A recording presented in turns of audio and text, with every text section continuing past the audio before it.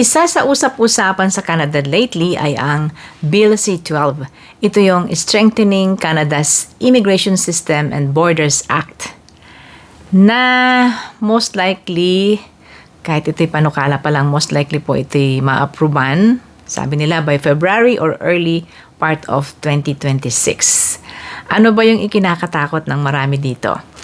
Meron po kasi itong isang provision na nagsasabi na ang Canada Immigration ay magkakaroon ng power para i-cancel, i-suspend, or baguhin en masse or maramihan ang mga applications sa Immigration Canada. Yun ang nag-trigger po ng public opinion dito. So, yan ang ating pag-uusapan guys, kaya stay tuned. Hello everyone! Si Ate Menchi po ito and welcome back sa ating isa na namang edisyon ng Menchi's Philcan Life. Kung gusto niyo po ang ganitong mga topic about Canada, please subscribe to my channel. At salamat sa mga subscribers na. Thank you very much po sa inyong support. And you can also continuously support me by being a channel member.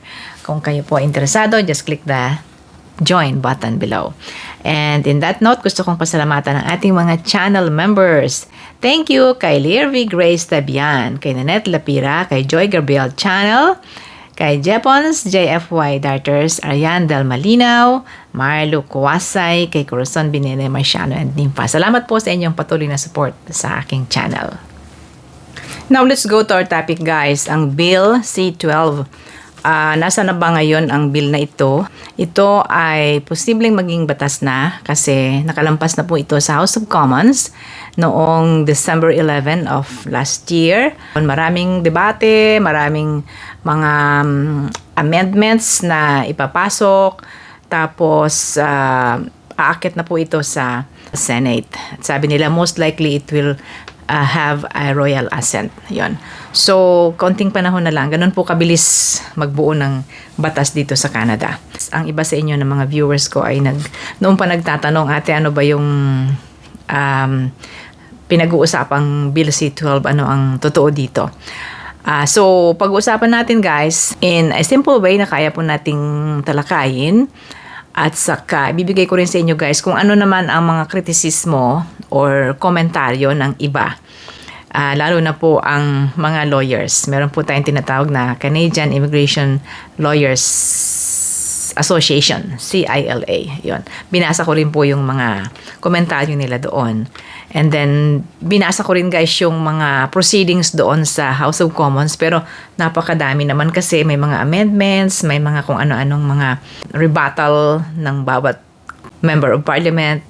Napakadami. Hindi ko na lahat masyado maibibigay sa inyo yung mga ganon. So, essentially po, ang Bill C-12, ang pamagatay, strengthening the borders of Canada and the related immigration laws. Maring mabago pa guys yung main title nito paglabas na nung batas. So, basta yun po ang sinasaad. Palalakasin ang immigration related din sa pagbabantay sa borders ng Canada. Marami pong nilalaman katulad ng mga sumusunod. Keeping our borders secure and safe. And then, meron mga tungkol sa paghadlang sa mga transnational organized crimes. To stop the flow of illegal fentanyl, yung drugs and then to crack down on money laundering at protection, upholding of privacy and rights at higit sa lahat po yung concern natin yung tungkol sa pagpapalawig po or pagbibigay ng higit pang kapangyarihan sa immigration officers ng Canada. Yun, at doon tayo interesado. Doon sa overview guys, mukhang maliit lang po ang portion about immigration. No? Yung concern tayo, yung tungkol sa pag-a-apply, yung tungkol sa inyong ipinasok na mga dokumento, ma-approve ba ito, hindi kaya cancelin, yung mga ganun. Parang maliit lang na portion po ng bill ang tungkol dyan. Pero doon tayo concerned. Kaya yun ang ating pag-uusapan. Hindi na natin pag-uusapan ng tungkol sa mga pagbabantay sa border.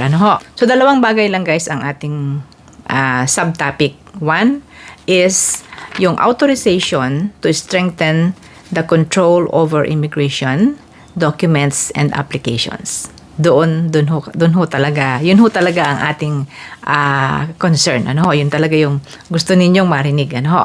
Ay kalawa ay ang pag-improve ng asylum application and processing. So ano ang sinasabi ng bill tungkol dun sa power para baguhin ang immigration applications? Authorities to strengthen control over immigration documents and application. Yan. Kasi ang mga sinasabi ninyo at nakikita ko sa mga comment ninyo at message sa akin ay, totoo po ba na pagka nag-enforce na yung bagong batas na yan, bigla na lang kakancelin ang aming application? Paano kung kami ay nakapaghanda na tapos bigla na-cancel ng walang dahilan? Yan. So ang sabi po dito, the government of Canada must be able to respond to crisis, mga krisis, and unexpected events that could undermine the integrity of Canada's immigration system and the safety of Canadians. To improve our ability to respond, the bill will expand the government of Canada's ability to cancel, suspend, or change immigration documents and to suspend, cancel, or stop accepting new applications. These powers would be used only in exceptional circumstances and when they are determined to be in the public interest. Public interest, yun po. Kino-question din po yan ng mga lawyers. Ano yung sinasabing public interest? Anong definition ng public interest? Ano ho? Okay, meron mga bullet-bullet ditong sinasabi. Babasahin ko sa inyo en toto para inyo pong marinig. And ilalagay ko po ang link na ito sa ating description box para inyong makita rin. The process would have safeguards to make sure decisions are transparent, accountable, and in the public interest. Decisions to use these authorities would be made only by the Governor in Council. Sino ba yung Governor in Council? Yung pong Governor General. Ensuring these decisions are never made by a single minister. Hindi lang po si Minister Diab ang magde-decide. There will be a council na mag-a-advise sa governor. Once the order in council is signed, it would be published, allowing for transparency and accountability. A new OIC would be sought each time the government wishes to use these authorities. So, hindi pala basta-basta yung authority na yon na makukuha ng sino man. Dapat ay meron pong OIC, Order in Council. So, ibig sabihin mayroon pong konseho na bubuuin para siyang mag-advise sa Governor in Council to do or exercise that power. So, yun po yung safeguard na sinasabi. These authorities would be used only for immigration documents and applications for documents such as visas, electronic travel authorization, ETA, and work and study permits, not asylum claims. If an order were made to pause, cancel, or change immigration documents, it would not immediately take away someone's status as a permanent or temporary resident in Canada. No changes are being made to existing processes and protections relating to the loss of status for permanent and temporary residents and the removal of foreign nationals from Canada. Sa ngayon po sa binasa natin ito ay meron pa ring proseso, hindi inaalis yung proseso kung sakaling kayo ay maging isa sa papatawan nitong changes na ito. Pwede pa rin siyang mag-appeal at pwede pa rin siyang magpa-restore ng kanyang status. Yun po ang naiintindihan natin ayon sa statement na yan.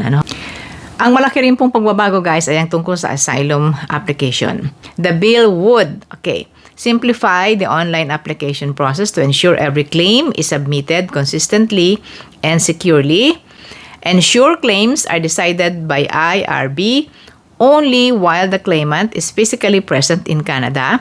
Remove abandoned cases from the system so that decision makers can focus resources on people actively seeking protection.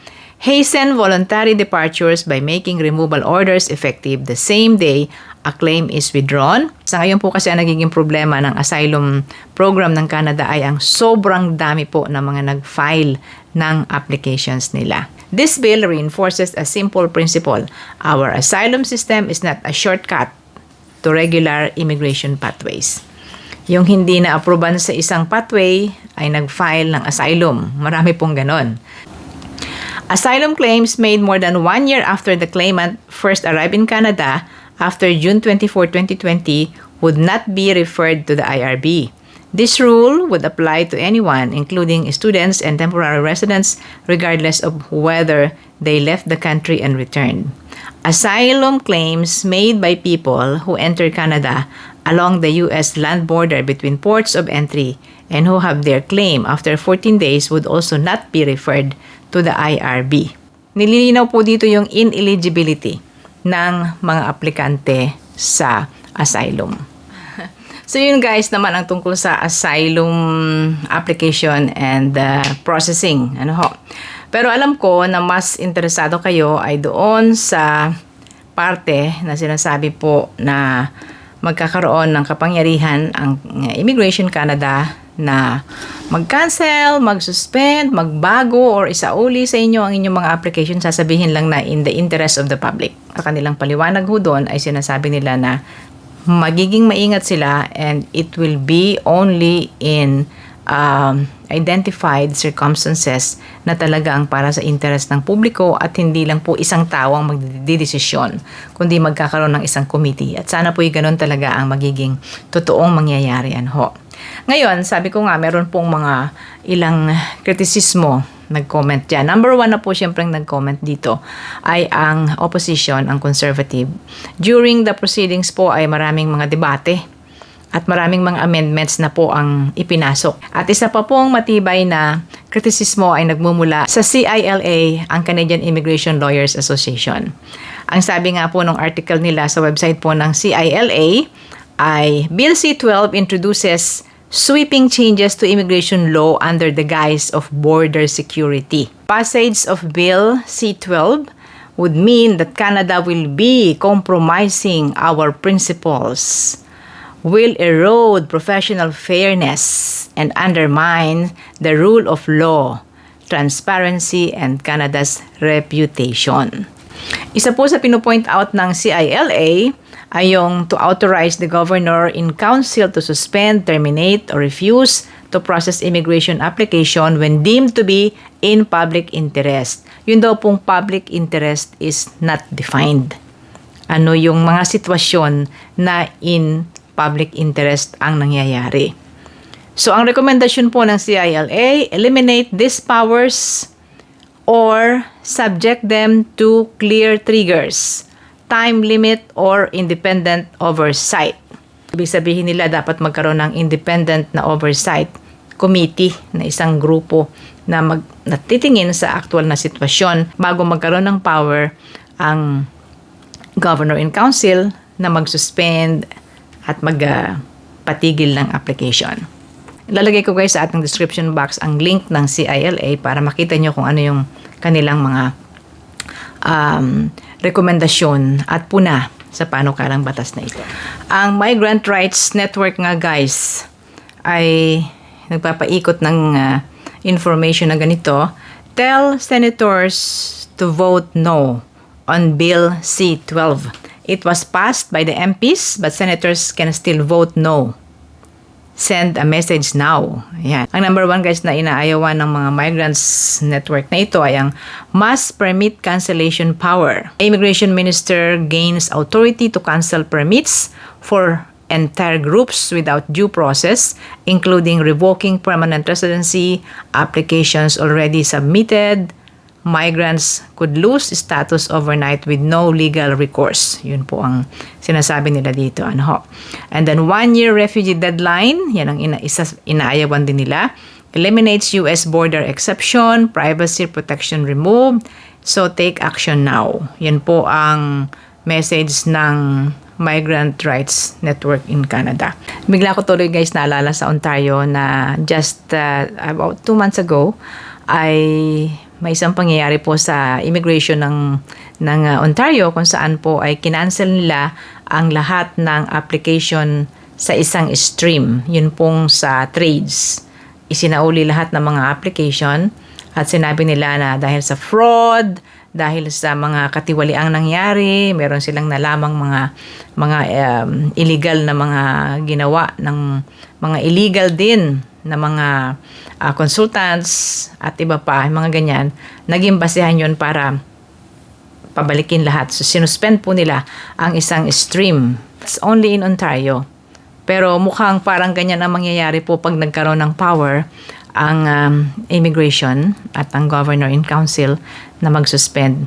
Mukhang ganun ang mangyayari, guys. Kaya I understand kung bakit natatakot po ang ibang mga aplikante natin at ngayon pa lang ay iniisip nila na posible nga mangyari ito in the future. With all these criticisms, with all these suggestions and other comments sa panukalang batas, sana po ay naging polished na ito at paglabas ay maging paborable sa marami, fair to everybody, kasama na kayo ng mga aplikante. Siyempre, ang nangungunang interest ay for the interest of Canada, of Canada's immigration, at sana naman ay mapagbigyan pa rin po ang ating mga kababayan as long as the process is fair and correct according to the law. Be updated palagi po sa mga ganitong mga balita sapagkat ang mga ito ay makakaapekto sa inyong mga applications at mga dealings with Canadian immigration.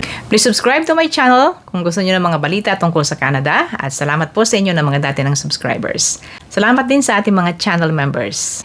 Thank you kay Lirvi Grace Tabian, kay Nanette Lapira, kay Joy Gabriel Channel, kay Jepons, JFY Darters, Ariane Del Malinaw, Marlo Kuwasay, kay Corazon Binene Marciano and Nimpa. Salamat po sa inyong patuloy na support sa aking channel. Po si Ate Menchi from Toronto. Thanks for watching. Hanggang sa susunod. Bye!